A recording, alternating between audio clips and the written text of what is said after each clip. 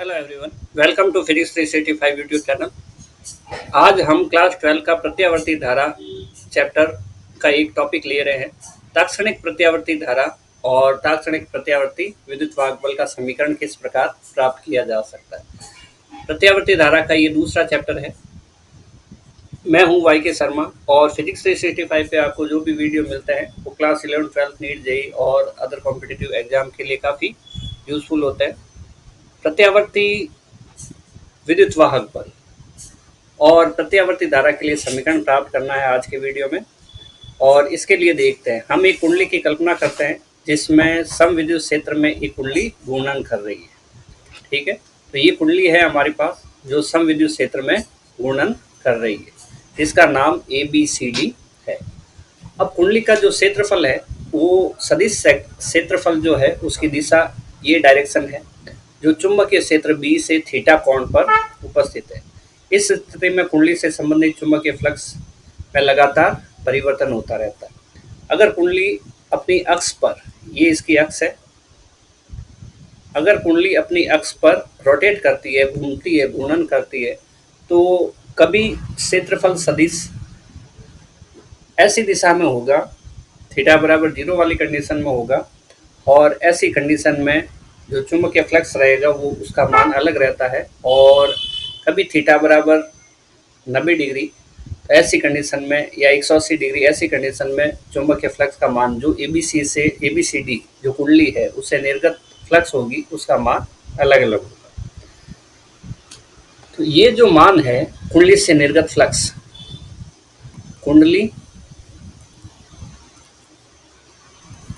कुंडली से संबद्ध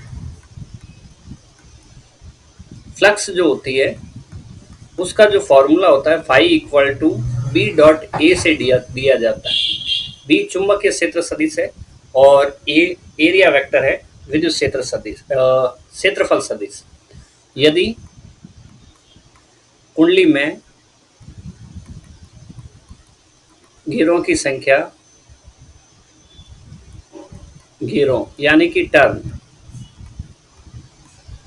तार को कितनी बार लपेटा गया है, घेरों की संख्या कैपिटल N हो तो हम इसी सूत्र को ऐसे लिख सकते हैं, phi is equal to N B dot A। Vector vector B और E दोनों वेक्टर क्वांटिटी, इसलिए ये करते हैं। हमें ये पता है कि अगर सदिश गुणा की बात करते हैं, अगर हम सदिश गुणा की बात करते हैं तो हमारे पास एक फॉर्मूला होता है A डॉट B, और ये होता है AB कॉस थीटा। ठीक है, इसे हम अदिश गुणा कहते हैं, अदिश गुणा कहते हैं। अगर हम सदिश गुणा की बात करें, ये कुछ दो सूत्र है वो याद रखने चाहिए। A क्रॉस B, ठीक है, इसका फॉर्मूला रहेगा AB। A और B परिमाण है सदिश A और B के साइन थीटा, और वेक्टर फॉर्म में देखें तो n कैप आता है, एकांक सदिश n कैप। ठीक है, अभी हमें ये फॉर्मूला यूज में लेना है।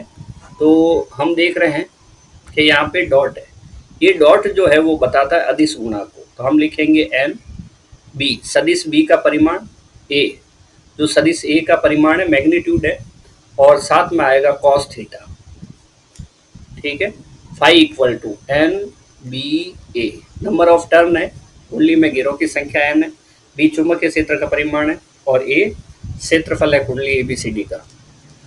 अब यहाँ पे जो थीटा है, थीटा का जो फॉर्मूला होता है वो ओमेगा अपॉन, एक फॉर्मूला होता है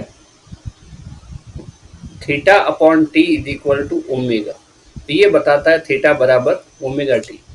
हम यहाँ पे कॉस थीटा की जगह हम ओमेगा T लिख देंगे। कोणीय वेग यानी कि ओमेगा कोणीय विस्थापन और समय के अनुपात के बराबर होता है, तो ओमेगा बराबर थीटा अपॉन T होता है, इसलिए हमने क्या लिख दिया, थीटा की जगह ओमेगा T लिख दिया। ये वाला फॉर्मूला हमने काम में ले लिया। अब ये हमारे पास फ्लक्स का फॉर्मूला आ गया। इस फॉर्मूले को हम एक बार वापस लिख देते हैं, फाई बराबर N B A cos omega T। अब विद्युत वाहक बल का प्रेरित विद्युत वाहक बल का फॉर्मूला होता है -d∅dt। ठीक है, इसको हम प्रेरित विद्युत वाहक बल कहते हैं, electromotive force, induced electromotive force. तो डी dt को देख के हम यहाँ पे क्या करते हैं, t के सापेक्ष अवकलन करने पर, t के सापेक्ष जब अवकलन करते हैं तो d∅ और dt रहता है, और NBA ये कांस्टेंट है इसलिए इनका अवकलन नहीं होगा, NBA d dt और cos ओमेगा t, इसका हम अवकलन करेंगे। ये हमारे पास d dt फाई है और ये रह जाएगा NBA। cos जो है हमारे पास उसका अवकलन क्या रहेगा, cos हमारे पास ओमेगा टी है, cos का अवकलन रहता है माइनस साइन ओमेगा टी। एक सूत्र है d dt, cos theta is equal to minus sine theta. अगर हम साइन थीटा की बात करें तो ये रहेगा cos थीटा। ठीक है, अब यहाँ पे थीटा क्या है, ओमेगा टी है, तो हमें क्या करना होगा, ये जो ओमेगा टी दिख रहा है कोण, इसका हमें अवकलन करना होगा। हम करेंगे अवकलन इसका d dt और ओमेगा टी, और ये जो ओमेगा टी है इसमें t का जो अवकलन है वो 1 हो जाएगा, पीछे बचेगा हमारे पास ओमेगा, तो जो ओमेगा बचा है उसका हम यहाँ पे गुणा कर देते हैं। ठीक है, इस लाइन के इधर जो लिखे हुए हैं वो सारे सूत्र हैं, और इधर की साइड हम काम कर रहे हैं, d∅ dt is equal to minus NBA omega sine omega t, ये हमारे पास फॉर्मूला आ जाता है। ठीक है, हम प्रयास कर रहे हैं कि इधर की साइड प्रेरित विद्युत वाहक बल आ जाए, यानी कि ये वाला फॉर्मूला बन जाए। ठीक है, ये फॉर्मूला बना देंगे हम, दोनों पक्षों में -1 से गुणा करते हैं, दोनों पक्षों में क्या करते हैं, -1 से गुणा करते हैं, दोनों पक्षों में -1 से गुणा करने पर क्या आएगा, -d∅ dt बराबर, इधर की साइड में हमारे पास ऑलरेडी माइनस था, तो जब -1 से गुणा करेंगे तो माइनस का गुणा माइनस से होगा तो प्लस हो जाएगा, NBA omega sine omega T बचेगा। तो हम यहाँ पे NBA omega sine omega T लिख देंगे। ये हो गया हमारे पास प्रेरित विद्युत वाहक बल, जिसको हम E लिख देते हैं। ये जो वैल्यू है इसको हम E0 लिख देते हैं, ये सारा कांस्टेंट है, और ये हो गया हमारे पास साइन ओमेगा टी। यहाँ पे हमने क्या काम में लिया है, यहाँ पे हमने काम में लिया है कि E की जगह हमने लिखा है -d∅dt, और E0 की जगह हमने काम में लिया NBA ओमेगा। ये कांस्टेंट वैल्यू है, तो हमने इसको एक नया कांस्टेंट मान लिया है। अब ये हमारे पास प्रेरित विद्युत वाहक बल का फॉर्मूला आ गया, जहाँ पे हम कह सकते हैं E क्या है, तात्क्षणिक प्रेरित विद्युत वाहक बल, instantaneous induced electromotive force, EMF। ठीक है, E0 क्या है, विद्युत वाहक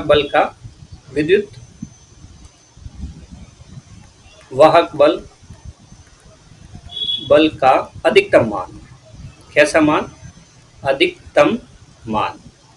तो यहाँ पे इसका फॉर्मूला आ गया। अब यही फॉर्मूला यूज में लेते हैं हम, यहाँ लिखते हैं E equal to E0 sine omega t. हमें याद रखना चाहिए E0 किसके बराबर है, NBA ओमेगा के बराबर है, जहाँ पे N नंबर ऑफ टर्न्स है, गिरों की संख्या, B चुंबकीय क्षेत्र का परिमाण है, A क्षेत्रफल है, और ओमेगा क्या चीज़ है, कोणीय आवृत्ति है। यहाँ पे जो विद्युत वाहक बल है उसका फॉर्मूला RI होता है, और ई नॉट का हो जाएगा आर आई नॉट। अगर विद्युत वाहक बल प्रेरित है तो सिंपल रहेगा, अधिकतम मान है तो आई नॉट का भी अधिकतम मान होगा। ये यहाँ पे लिखते हैं equal to R I naught sine omega t, और आर से आर कैंसिल हो गया तो फॉर्मूला बचा हमारे पास I naught sine omega T.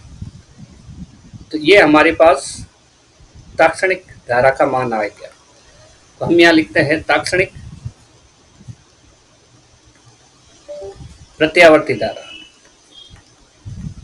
प्रत्यावर्ती धारा, प्रत्यावर्ती इसलिए लिखा कि ये साइन कर्व की तरह ग्राफ आएगा और ये क्या रहेगा, प्रत्यावर्ती धारा रहेगी।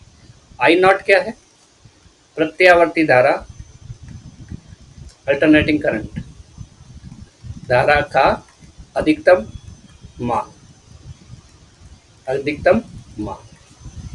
तो ये है। अगर हम आई का ग्राफ बनाना चाहें समय के साथ, ठीक है, आई का ग्राफ, आई व टी का ग्राफ अगर ये बनाना है, पिछले वीडियो में हमने देखा था आई और टी के ग्राफ किस टाइप से बनेंगे। तो ये हमारे पास वाई अक्ष है और ये हमारे पास एक्स अक्ष है, और यहाँ पे हम एक्स अक्ष पे हम लेते हैं समय यानी कि टी, और वाई अक्ष पे लेते हैं हम धारा आई। सूत्र देखते हैं इसका, I is equal to I naught sine omega t होता है। तो टी की वैल्यू 0 जो भी है, capital T, T by 2, T by 4 इस तरह से रखते हैं अलग अलग, और ग्राफ प्राप्त करते हैं तो हमारे पास इस तरह का ग्राफ आता है। ठीक है, जितना क्षेत्रफल शंख का रहेगा उतना का उतना क्षेत्रफल किसका रहेगा, गर्त का भी रहेगा। तो बिल्कुल इसी टाइप का ग्राफ आगे भी आ जाएगा। तो इस टाइप का ये ग्राफ बनेगा।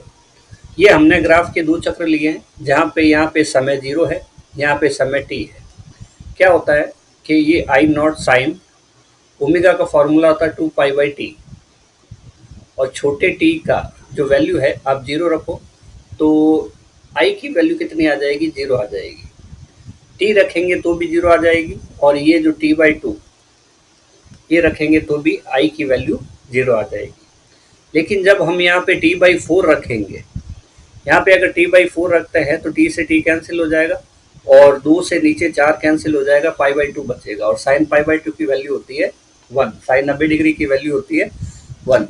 तो 1 साइन में अधिकतम मान होता है, इसलिए ग्राफ ऊपर तक जाएगा। ये हाइट आई नॉट के बराबर है, यानी कि पीक वैल्यू ऑफ करंट, धारा का शिखर मान। यहाँ पे जो वैल्यू रहेगी इन दोनों के बीच की रहेगी, और ये जो वैल्यू है इसका 3 गुना रहेगी। तो हम यहाँ पे लिखते हैं 3t बाई 4। जब 3t बाई 4 रखेंगे, 3t बाई 4 रखेंगे तो फिर इसकी वैल्यू माइनस में आ जाएगी 1, इसलिए ये ग्राफ नीचे की साइड रहेगा। तो प्रत्यावर्ती धारा का ग्राफ इस टाइप से प्राप्त होता है। देखते हैं आगे। हमने ई का फॉर्मूला लिखा था ई नॉट साइन ओमेगा टी, और हमने आई का फॉर्मूला लिखा है आई नॉट साइन ओमेगा टी। अब यहाँ पे देखते हैं ये कोण और ये कोण जो है वो बिल्कुल बराबर है, यानी कि फेज डिफरेंस जो है वो 0 है। लेकिन धारा वोल्टेज से आगे भी हो सकती है और पीछे भी हो सकती है, इसलिए हम धारा का एक व्यापक समीकरण काम में लेते हैं। धारा का व्यापक समीकरण, यानी कि जब भी हमें धारा का समीकरण यूज लेना होगा तो हम क्या करेंगे, I equal to I naught sine omega t और प्लस फाई, ये वाला हम काम में लेंगे, जहाँ पे फाई की जो वैल्यू है वो अलग अलग समय के हिसाब से या स्थिति के हिसाब से बदलती जाएगी। हम चाहें तो अभी इस धारा में क्या देख रहे हैं, फाई की वैल्यू 0 है। ठीक है, हम यहाँ पे ये भी कर सकते हैं कि आई नॉट साइन ओमेगा का फॉर्मूला 2 पाई बाई टी, और ये जो टी है उसको ऐसे लिख सकते हैं, और प्लस फेज डिफरेंस यानी कि कलांतर। ठीक है, फेज एंगल कह सकते हैं इसको, और ये है, जहाँ पे हमने क्या किया था, ओमेगा इज इक्वल टू 2 पाई/टी किया था। ठीक है, तो ये हमने सारा कुछ पढ़ा है किसके बारे में, कि आज का जो अपना टॉपिक था वो ये था कि प्रत्यावर्ती धारा का तात्क्षणिक मान का फॉर्मूला क्या होता है और प्रेरित विद्युत वाहक बल का तात्क्षणिक मान का फॉर्मूला क्या होता है। ठीक है, उसमें हमने देखा। आज के वीडियो में इतना ही। अगले वीडियो में हम प्रत्यावर्ती धारा के औसत मान के बारे में बात करेंगे। औसत मान प्रत्यावर्ती धारा के एक पूर्ण चक्र के लिए होता है। पूर्ण चक्र के लिए प्रत्यावर्ती धारा का औसत मान ज्ञात कर सकते हैं। और ये है अपने पास अर्धधनात्मक चक्र, इसके लिए कर सकते हैं। ये है हमारे पास अर्धऋणात्मक चक्र, इसके लिए कर सकते हैं। तो इस प्रकार हम प्रत्यावर्ती धारा के औसत मान 3 तरीके से करेंगे। एक पूर्ण चक्र, ठीक है, हाफ पॉजिटिव और हाफ नेगेटिव।